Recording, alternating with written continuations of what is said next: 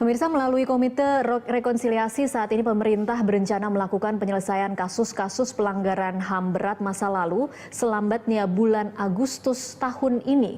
Skema penyelesaian utamanya akan dilakukan melalui jalan non-yuridis, mengingat penyelesaian yuridis yang seharusnya ditempuh dinilai sangat sulit untuk dilakukan. Betapa tidak pelanggaran tersebut terjadi di masa lampau, di mana barang bukti dan para saksinya kini sudah sulit untuk dihimpun kembali.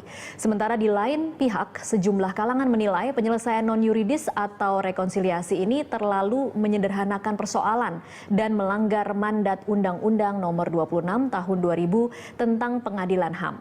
Lantas bagaimana seharusnya persoalan kelam masa lalu ini diselesaikan?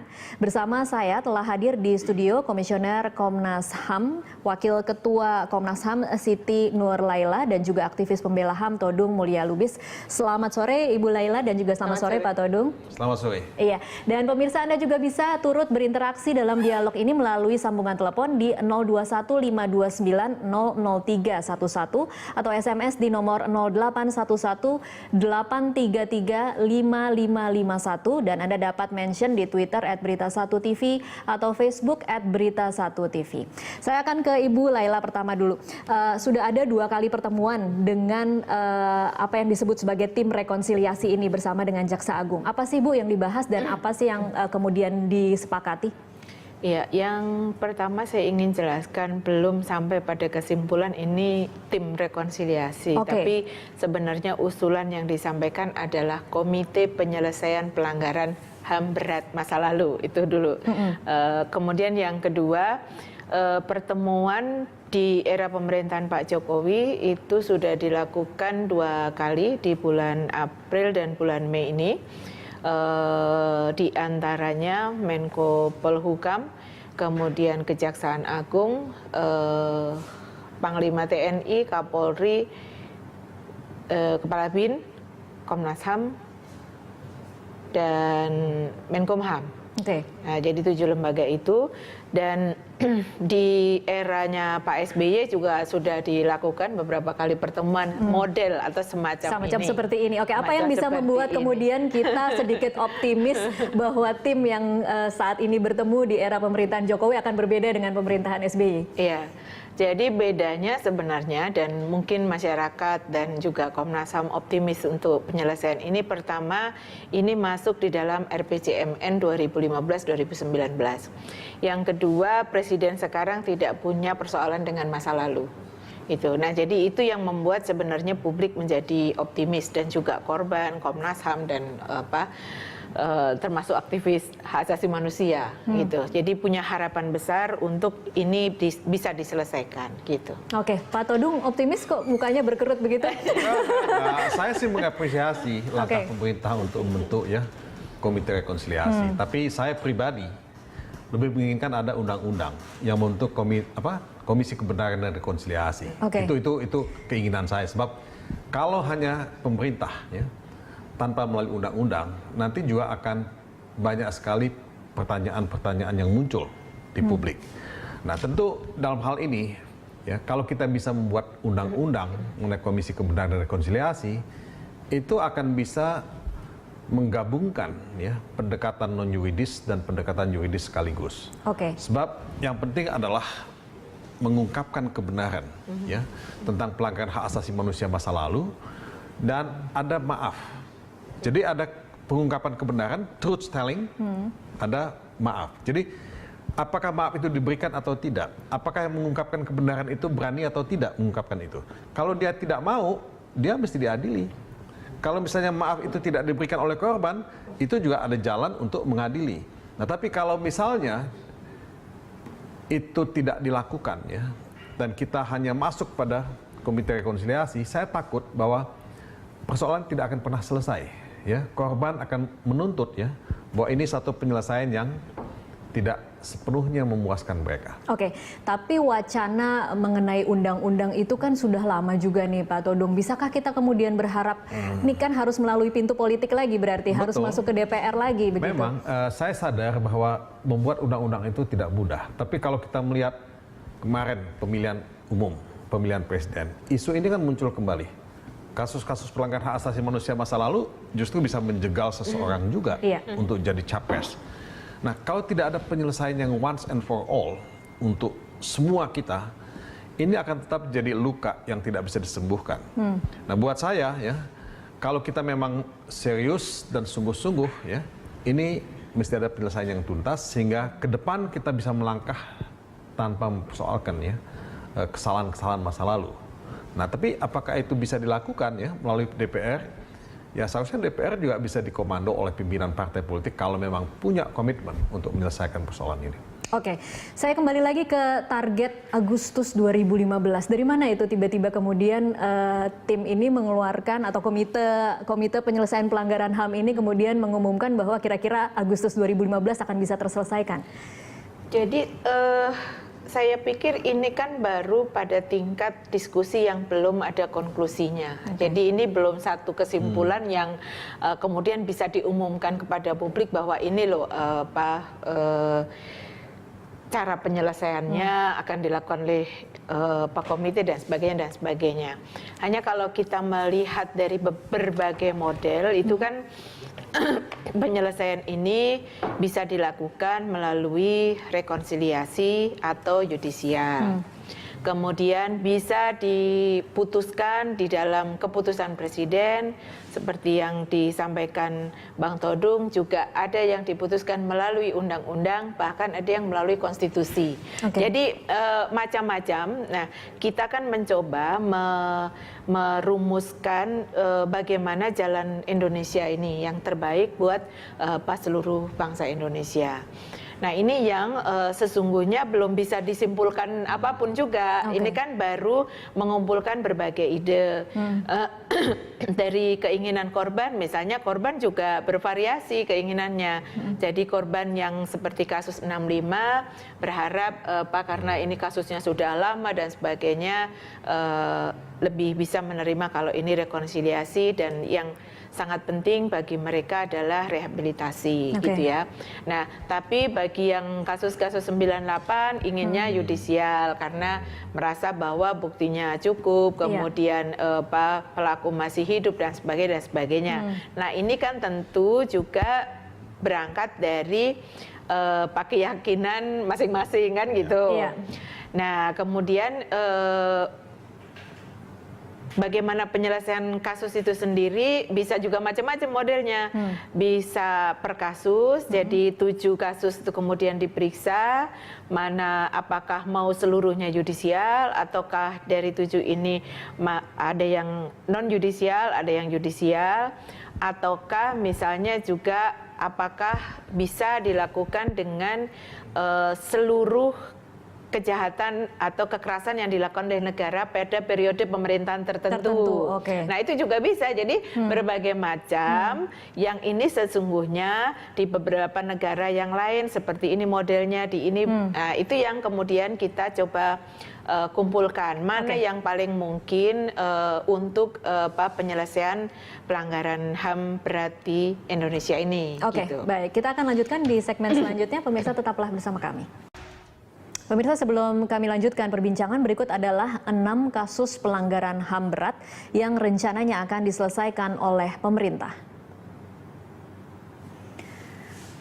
Pertama adalah kasus Talang Sari yang terjadi pada tahun 1989. Kedua, kasus Wamena Wasior yang terjadi pada tahun 2003. Kemudian kasus penghilangan orang secara paksa yang terjadi pada tahun 1997 hingga 98. Lalu ada kasus penembakan misterius di tahun 1982 hingga 85 dan G30 SPKI pada tahun 65. Dan yang terakhir ada kasus kerusuhan pada Mei 98. Satu lagi, penghilangan orang secara paksa. Itu terjadi pada tahun berapa, Ibu? 98. 98, itu tadi sudah disebutkan. Iya, oke. Baik, kalau dari pertama, mengapa kemudian 7 ini yang dipilih sebagai kasus yang akan diselesaikan terlebih dahulu? 7 kasus ini itu kan sebenarnya kasus yang penyelidikannya sudah selesai oleh Komnas HAM dan kemudian sudah diserahkan ke Kejaksaan Agung gitu. Nah, jadi mestinya kemudian dia ditingkatkan ke penyidikan. gitu. Oke, apa jawaban Jaksa Agung kemarin ketika kemudian ini kan sebenarnya mudahnya kan tinggal dibuka lagi berkasnya yang ada di Kejaksaan Agung dan kemudian dilanjutkan kasusnya. Ya, berkali berkas itu bolak-balik. Jadi saya menjadi komisioner November 2012 dan November itu juga kami menerima berkas dari Kejaksaan Agung. Sehingga pada November itu juga kami membentuk tim penyelesaian pelanggaran HAM berat di internal Komnas HAM dan kemudian menjawab bolak-balik suratnya Kejaksaan Agung. Ada dua terkait dengan hukum formil dan hukum materialnya. Oke, dan kenapa tidak dilanjutkan? Rata-rata jawabannya adalah tidak dilanjutkan itu kan nanti bisa ditanyakan ke pihak Kejaksaan Agung tentu kan. Tetapi jawaban yang diterima oleh Komnas HAM? Bagi Komnas HAM hukum formil misalnya penyelidikan harus dilakukan di bawah sumpah dan sebagainya, di mana 3 kasus sebelumnya itu tanpa proses itu tidak juga dipertanyakan gitu. Artinya ada standar yang tidak sama. Kenapa? Dulu kan sudah ada 3 kasus yang sudah disidangkan. Nah, itu tidak pernah dipertanyakan secara formal seperti itu dan penyelidikan yang dilakukan oleh Komnas HAM sudah selesai gitu. Jadi dan aturannya juga tidak ada kewajiban sebenarnya dalam proses penyelidikan, penyelidik harus di bawah sumpah dan sebagainya. Nah ini hal-hal yang kemudian bolak-balik yang sesungguhnya sebenarnya persoalannya bukan di situ. Persoalannya adalah pertama soal political will dari pemerintah, yang kedua soal keberanian. Karena ini memang 7 berkas ini kan barang panas lah, kira-kira begitu, yang resiko politiknya juga sangat tinggi gitu. Pak Todung, kalau dari analisa Anda sekarang ini, kalau tadi dikatakan bahwa sebenarnya kan pemerintahan yang sekarang tidak punya beban masa lalu, tapi seberapa optimistis sih kita kemudian bisa berharap bahwa ini akan selesai pada masa pemerintahan yang baru ini? Ya memang tidak ada beban masa lalu, tapi menurut saya pemerintahan kan bukan hanya Presiden Jokowi ya. Pemerintahan itu kan banyak yang lain-lain juga ya. Jadi kalau dikatakan bahwa tidak ada beban masa lalu, mungkin tidak semuanya tidak punya beban masa lalu. Mungkin Jokowinya saja tidak punya beban masa lalu begitu ya. Beban masa lalu, tapi yang lain mungkin punya masa lalu. Nah, itu yang pertama. Yang kedua, timeline sampai Agustus ya. Itu menurut saya sangat optimistis ya. Saya tidak percaya bahwa itu bisa selesai sampai Agustus. Kalau sampai Agustus kira-kira apa sih yang bisa diselesaikan, Pak Todung? Saya kan untuk mendapatkan kesimpulan ya, apa yang akan dilakukan ya, apakah mau melalui pengadilan, apakah melalui rekonsiliasi, apakah komite rekonsiliasi itu sifatnya nasional, apakah mau didesentralisasi. Misalnya begini loh, Aceh misalnya ada DOM ya. Nah, itu mau diselesaikan dalam konteks Komisi Rekonsiliasi Nasional ya, atau per daerah, Papua misalnya. Nah ini juga pertanyaan-pertanyaan yang masih belum bisa dijawab saat ini. Sebab untuk menyelesaikan semua kasus, tadi disebut 6, ya, mungkin ada yang lain ya, yang tidak disentuh di sana. Nah ini bisa nggak? Ya, realistis nggak 6 bulan? Ya? Nah makanya saya ingin mengatakan bahwa saya memahami dan bersimpati kepada keluarga korban yang ingin ada pengadilan, ingin ada proses judicial. Tapi juga saya bersimpati kepada pihak penyelenggara negara yang memang tidak akan gampang ya untuk mendapatkan bukti-bukti yang menurut hukum bisa digunakan. Nah, contoh kasus penembakan misterius. Nah, ini udah lama terjadi. Nah, saya sih tentu senang karena saya dari dulu melawan ya penembakan misterius.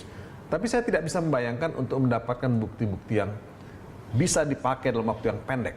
Kecuali kalau kita memang buat timeline-nya agak panjang. Nah itu pun tidak akan menguntungkan karena timeline itu mesti dibuat pendek supaya bisa ada target yang bisa dicapai. Kalau tidak nanti bisa mundur sampai kapan? Tidak manageable. Ya. Nah ini yang saya ingin katakan. Nah jadi saya kira ya dalam waktu beberapa bulan ini kita memang hanya bisa memilih. Kita mau menyelesaikan melalui Komisi Rekonsiliasi yang mana? Ya, yang mana yang harus ke pengadilan ya. Nah ini yang mesti didiskusikan secara sangat detail, sangat teknis oleh masing-masing lembaga ini.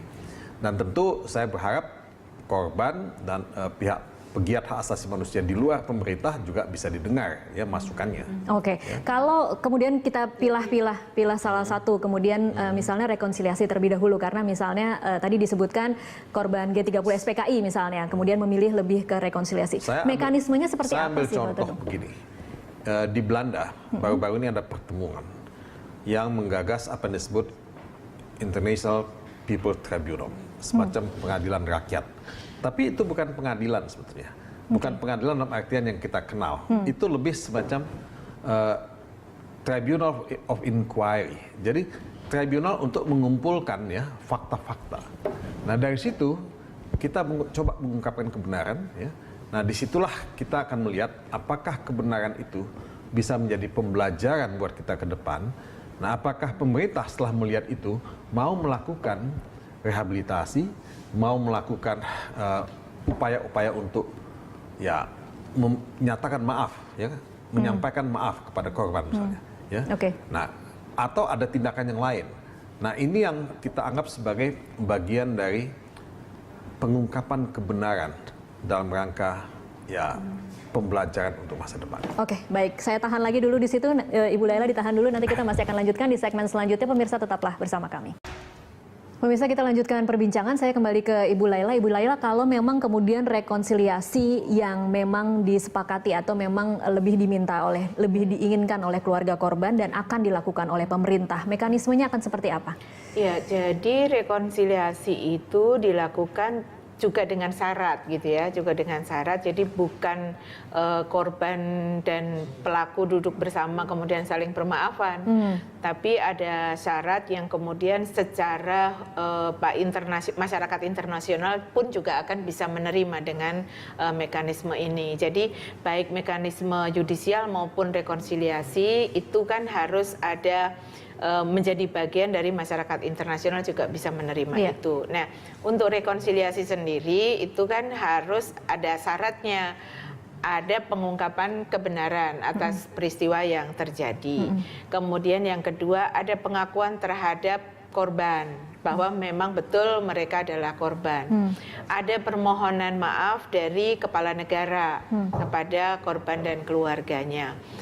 Ada jaminan ketidakberulangan. Kemudian ada pemulihan bagi korban dan keluarganya. Jadi ini bagian dari rekonsiliasi yang harus dipersiapkan.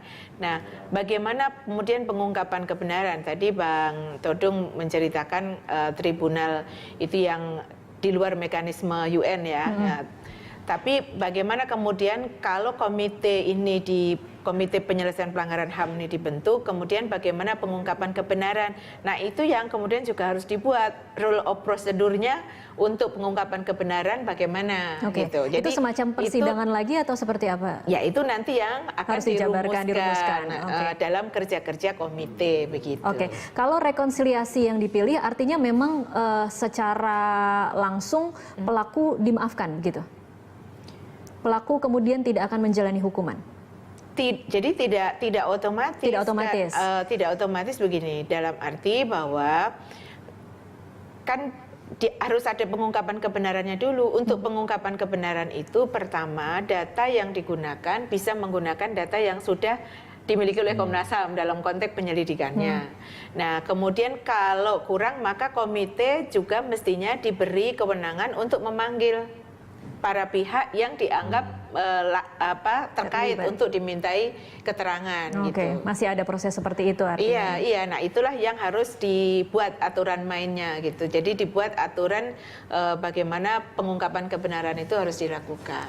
Pak Todung, kalau kemudian jalur yuridis yang dipilih, beberapa waktunya sudah terjadi lebih dari 10 tahun. Kemudian kalaupun tragedi yang terbaru misalnya Mei 98 itu juga sudah terlalu lama kan sebenarnya. Bagaimana kita bisa berharap bahwa peradilan ini akan berjalan dan mengungkap kebenaran dengan sebenar-benarnya? Yang pertama harus dikatakan bahwa kalaupun kejadian itu sudah cukup lama ya, kita tidak mengenal kadaluarsa di sini. Ya. Jadi pelanggaran berat hak asasi manusia masa lalu itu tetap bisa diusut, tetap bisa diinvestigasi, tetap bisa diproses secara hukum. Kalau pelakunya sudah meninggal dunia? Nah, kalau pelakunya sudah meninggal dunia itu kan gugur ya tuntutan pidananya ya. Tapi persoalannya kan di sini ada dua perspektif. Perspektif pelanggaran hak asasi manusia yang menjadi tanggung jawab individual ya atau negara. Nah, kalau negara mungkin tidak bisa dihukum pidana, masuk penjara atau segala macam, kan tidak mungkin. Yang paling mungkin dilakukan oleh negara adalah menyampaikan pernyataan maaf kepada korban ya. Kemudian yang kedua ya melakukan rehabilitasi dan reparasi plus kompensasi. Ya. Nah, ini yang bisa dilakukan oleh negara. Nah, tapi buat korban kalau negara sendiri sudah mau menyatakan maaf ya, menyampaikan maaf, itu sudah satu medicine, satu obat. Karena negara selama ini dianggap tidak pernah mau bertanggung jawab. Ya. Nah, ini yang terjadi karena negara memberikan semacam impunitas pada pelanggar-pelanggar hak asasi manusia ini. Nah, kalau misalnya kita bisa ya mendorong proses ini secara sistematis ya, dari satu pelanggaran hak asasi manusia ke pelanggaran hak asasi manusia yang lain, ya, kita akan lihat nanti pada kasus yang mana kita masih memungkinkan ada proses peradilan, pada kasus yang mana yang memang sama sekali tidak mungkin. Nah, ini kita minta ada semacam bukan sekedar timeline tapi juga kesabaran. Karena tidak mudah. Kalau Anda tadi menanyakan soal proses yudisial hukum ya, itu mengumpulkan alat bukti tidak gampang. Kalau kita berpikir sempit legalistik. Karena kasus pelanggaran hak asasi manusia itu ya banyak yang didasarkan pada testimoni, ya, testimoni dari korban, dari pihak-pihak yang dekat dengan korban, atau pihak yang ikut sebagai pelaku pelanggaran hak asasi manusia juga. Karena ada yang mengaku juga, yang disebut complicity, ya dalam bahasa asasi manusia, pelaku pembantu atau ya saksi mata atau apa. Nah, ini yang saya kira juga mesti dilihat secara satu persatu, kasus demi kasus. Oke, baik. Kita break dulu. Pemirsa tetaplah bersama kami. Usai news update, kami masih akan melanjutkan perbincangan ini. Pemirsa, terima kasih Anda masih terus menyaksikan Prime Time Talk. Kita masih membahas bagaimana pemerintah saat ini sedang berencana untuk menyelesaikan kasus-kasus pelanggaran HAM yang terjadi di masa lalu. Saya sudah memiliki penelpon yang bergabung bersama kami. Saat ini ada Pak Gusman dari Riau. Selamat malam Pak Gusman. Selamat malam. Iya, silakan Pak Gusman. Halo. Iya, silakan Pak Gusman dengan komentar atau pertanyaannya. Ya. Selamat malam. Malam. Ya, kita menyesali terjadinya pelanggaran HAM berat ini.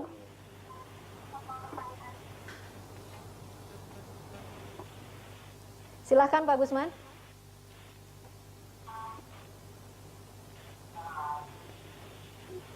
Halo Pak Gusman. Ya, tampaknya terputus. Kita akan lanjutkan perbincangan dulu. Saya kembali lagi ke Pak Todung mungkin. Kalau kita kemudian bisa memberi masukan kepada Presiden Jokowi, harus mulai dari mana? Kan ada undang-undang yang harus kita terus desak untuk bisa disahkan menjadi, ada rancangan undang-undang yang harus kita desak menjadi undang-undang. Kemudian ada juga penyelesaian melalui jalur rekonsiliasi. Tetapi apa yang paling realistis dan paling bisa lebih cepat dilakukan dan paling sederhana untuk dilakukan mungkin Pak Todung? Ya, kalau saya sih melihat rekonsiliasi itu juga mesti melalui undang-undang. Ya. Tapi saya tahu bahwa itu tidak mudah. Karena DPR itu punya banyak sekali kepentingan politik yang belum tentu semuanya setuju dengan penyelesaian ini. Nah, oleh sebab itu yang paling simple adalah mengikuti rekomendasi dari Komnas HAM sendiri. Ya. Nah, itu kan sudah ada disampaikan pada Kejaksaan Agung. Nah, Kejaksaan Agung selalu berdalih bahwa ini kan tidak pro justisia, ya. Jadi tidak punya daya ikat hukum. Ya. Kalau mau melakukan investigasi, penyelidikan atau penyidikan mesti pro justisia. Nah, ini dianggap pra justisia. Nah, tapi jadikan itu sebagai bukti awal atau sebagai dokumen investigasi awal untuk menindaklanjuti itu. Nah, mungkin Kejaksaan Agung tidak bisa menindaklanjuti semuanya, tapi beberapa yang dia bisa tindaklanjuti sebagai goodwill, sebagai good faith, ya itikat baik kepada publik, pada korban. Nah itu aja ditindaklanjuti. Tapi kalau memang misalnya sangat tidak mungkin, ya tadi kita ngomong soal kasus penembakan misterius, kalau tidak gampang mendapatkan bukti-buktinya, mulai dengan yang bisa ada bukti-buktinya, lebih gampang didapatkan. Nah peristiwa Trisakti 1, Trisakti 2, Semanggi, itu bisa dilakukan menurut saya. Ya, itu belum lama terjadi. Nah kalau tahun 65, ya tahun Petrus itu udah cukup lama. Ya mulai aja dong sekarang, Semanggi, ya Trisakti 1, Trisakti 2, ya, atau Paniai misalnya, ya kan, kalau mau, ya. Nah itu bisa dilakukan, itu doable menurut saya. Doable, oke. Mbak Bu Laila, kalau Trisakti 1, Trisakti 2, Semanggi 1, Semanggi 2 dianggap berkasnya mungkin lebih lengkap, ada saksinya, ada bukti-bukti, sudah ada di Kejaksaan Agung. Sebenarnya apa sih yang terjadi selama ini? Apalagi alasan Kejaksaan Agung kenapa kasus ini kemudian tidak naik? Kalau pertanyaannya itu sama sebenarnya pada jawaban yang tadi itu, di formil dan material, gitu. Jadi itu kan 7 berkas itu, jadi nggak satu berkas, pasti 7 berkas itu dibalikin dengan petunjuk jaksa ini secara hukum formilnya, materialnya ini gitu. Nah itu yang kemudian kami kembalikan, gitu. Nah sebenarnya dari beberapa negara, kalau kita lihat itu rekonsiliasi yang dilakukan itu ada yang menggunakan undang-undang, ada yang menggunakan keputusan presiden, gitu. Nah, memang kalau undang-undang kan kemudian tanggung jawabnya renteng, gitu kan, presiden, legislatif, lebih gitu, rata dipikulnya, ya. Cuman memang prosesnya jauh lebih panjang. Nah, kalau di dalam RPJMN itu komite ad hoc. Ya, komite ad hoc yang langsung bertanggung jawab kepada presiden, gitu. Nah, enaknya sebenarnya kalau sudah di dalam RPJMN itu kan dia harus dipertanggungjawabkan nanti di 5 tahunan kan, gitu. Nah, itu yang kalau itu tidak dilaksanakan maka akan dituntut pertanggungjawabannya, gitu. Jadi kalau menurut Anda sebenarnya kalau melalui jalur yuridis memang agak berat untuk 7 kasus ini. Sebenarnya baik yudisial maupun non yudisial itu dimungkinkan saja dua-duanya, gitu. Nah, cuman kan memang tadi terkait dengan soal karena proses pembuktian ini sudah lama dan sebagainya. Nah, itu kan ada pertimbangan tersendiri. Termasuk juga kan kalau proses yudisial kan menggunakan Undang-Undang 26 tahun 2000. Kalau non yudisial kan harapannya menggunakan langkah, jadi menggunakan putusan Mahkamah Konstitusi yang dulu membatalkan Undang-Undang KKR. Nah, jadi di dalam putusan Mahkamah Konstitusi itu bahwa presiden diperbolehkan membuat langkah politik. Nah, itu yang untuk penyelesaian pelanggaran HAM. Seberapa realistis atau seberapa bisa kita berharap bahwa Presiden Jokowi akan mengeluarkan kepres yang akan kemudian menjadi payung hukum, Ibu Laila? Ya, kalau kemarin kemudian dari rapat itu kalau dilihat pada RPJMN-nya dan kemudian dijalankan, ya itu durasi waktunya 2015-2019 gitu. Bisa dilakukan di tahun mana saja, Kalau membaca itu, dan itu adalah komite ad hoc gitu, dan keputusannya adalah keputusan presiden langsung bertanggung jawab kepada presiden gitu. Sekarang pertanyaannya mungkin artinya mau undang-undang maupun keputusan presiden itu sama bisa digunakan sebagai dasar hukum untuk penyelesaian pelanggaran. Sekarang mungkin pertanyaannya Pak Todung, apa yang bisa membuat pemerintah lebih memprioritaskan ini ketika mereka punya berbagai PR lainnya dalam 5 tahun, mengapa yang ini harus dibereskan? Sebetulnya ini kan utang pemerintah sejak dulu, bukan saja pemerintahan Jokowi, tapi sebelumnya dan SBY. sebelumnya. Udah usia remaja nih, 17 tahun. Jadi sudah 17 tahun kemarin reformasi. Jadi utang ini kalau nggak dibayar, bunganya nambah. Bunga itu dampaknya apa sih Pak Todung? Nah, bunga ini dampaknya adalah distrust, ya, ketidakpercayaan. Nah, kalau kita memang ingin, ya, membangun nation, yang tidak ada luka-lukanya ya. Nah ini mesti diselesaikan. Luka ini kan nggak akan pernah bisa sembuh, akan semakin ya tidak bisa disembuhkan kalau tidak diselesaikan. Jadi ini secara filosofis kita bisa sebut seperti itu. Ya. Jadi kenapa ini mesti diselesaikan? Padahal banyak persoalan-persoalan yang lain. Ya. Nah persoalan yang lain ini lebih banyak juga yang sifatnya mungkin jangka pendek. Ya. Itu betul-betul harus diselesaikan. Tapi ini kan jangka panjang yang sudah sejak dulu menjadi hutang. Ya. Nah bangsa ini akan tidak mungkin ya bisa memulihkan sense of belonging, kebersamaannya sebagai bangsa, kalau persoalan pelanggaran hak asasi manusia berat ini tidak bisa diselesaikan. Dan cost yang harus dibayar itu mahal tidak sih ketika pemerintah ingin membayar hutang? Kalau ini kita kemudian berfilosofi ini hutang ada bunga, costnya itu sebenarnya mahal tidak sih Pak Todung ketika harus melakukan permintaan maaf tetapi diikuti dengan serangkaian persyaratan rekonsiliasi lainnya? Ya akan sangat mahal ya, akan sangat mahal dalam artian bahwa cohesiveness kita ya, kebersamaan ya, soliditas kita sebagai bangsa itu akan terusik terus. Nah, kunci dari demokrasi adalah pelanggaran hak asasi manusia, adalah penghormatan terhadap hak asasi manusia. Ya, kunci dari peradaban manusia ya, itu juga adalah rasa hormat terhadap hak asasi manusia. Nah, kalau kita tidak memenuhi ini ya, memang kita akan selalu menjadi bangsa yang dianggap ya punya beban sejarah. Nah beban sejarah inilah yang menurut saya tidak harus kita bayar. Oke, kalau kita penuhi, apa jaminannya bahwa di masa mendatang ini tidak akan selalu menjadi sesuatu yang diungkit-ungkit ketika misalnya pemilihan presiden akan selalu ada seperti itu? Apa jaminannya, Ibu Laila? Ya jaminannya tuh nggak ada. Memang tidak ada jaminannya. Nggak ada jaminannya, tapi bahwa bagaimana penyelesaian ini betul-betul dilakukan secara komprehensif, nah itu menjadi penting dan menjadi bagian dari berikutnya kemudian tidak akan dipertanyakan lagi gitu.